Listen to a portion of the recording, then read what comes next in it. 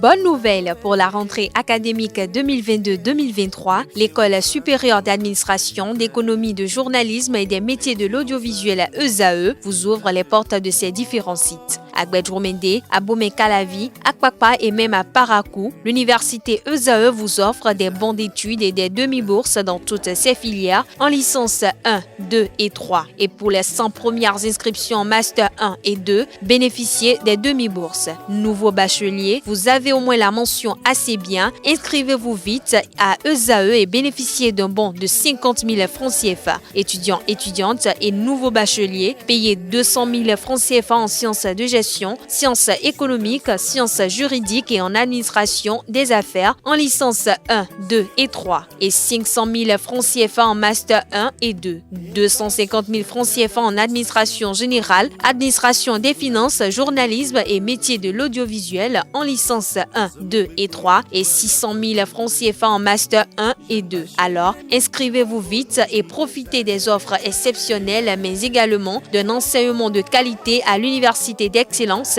ESAE. Infoline 90 93 65 21 ou le 98 98 14 00. ESAE, l'excellence à un nom. Bonjour à toutes et à tous. La course devient de plus en plus serrée au sommet de la Super League Pro du Bénin. Au terme de la 11e journée disputée hier mercredi, les cartes semblent désormais redistribuées. L'Autopopo et Coton Football Club ont perdu des points, tout le contraire de Ayema Football Club qui a réalisé la bonne opération du jour. Les Lotto Boys ont perdu 2-0 à domicile face à Ayema FC, ce qui laisse le compteur bloqué à 24 points à la tête du classement du championnat. Cette contre-performance du club de Grand Popo profite à Coton FC qui revient à un point de la première place. Le champion en titre a notamment fait un match nul 0-0 face à l'US Cavalier lors de la 11e journée. Ayema Football Club est le grand gagnant de cette journée grâce à leur brillante victoire de buts à 1 face à l'Autopopo. Les Ormes de Paubert remontent à la 3e place avec 22 points. Ils reviennent ainsi à 1 point de Coton FC et 2 points de l'Autopopo. Derrière, Dynamo d'Abomey chute à la 4e place après avoir sombré 3-0 devant l'Asvo avec 19 points. Ils devancent tout de même leurs bourreaux du jour qui sont 5e avec 16 points. L'US Cavalier suit à la 6e position avec ses 16 points. Atmosphère tendue entre Napoléon Simé et la direction de l'association Omnisport de Nadia FC. Napoléon Simé est provisoirement suspendu de toute fonction liée à ses activités au sein du club. Le technicien camerounais se serait rendu coupable d'indiscipline envers les responsables du club. Il lui est en effet reproché un bafouement sans cesse des membres du bureau exécutif et des manquements graves à l'endroit du président du club. C'est à travers une note officielle que la direction de l'association Omnisport Nadia FC a rendu publique sa décision. Napoléon Simé est désormais mis à la disposition de la commission discipline et sanctions pour suite à donner au dossier. Cette décision intervient dans un contexte où les clubs s'apprêtent à aborder la dernière phase de la saison. Nadia Football Club fait partie des 6 clubs qualifiés pour disputer les playoffs du championnat féminin de football de première division du Bénin.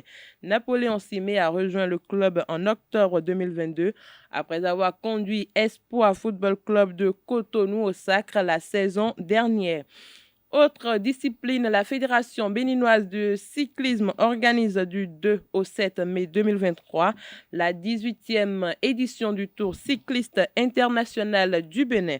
Au total, 14 pays invités avec 15 équipes et 75 coureurs attendus pour avaler 748 km en 5 étapes de course entre Parakou, Djougou, Savère, Abomey, Comin, Ketu, Ouida, Porto Novo, Serway et Cotonou. Selon le programme, comme la précédente édition, l'apothéose de cette édition aura lieu avec le Grand Prix de Cotonou sur la route des pêches le dimanche 7 mai à partir de 14 heures.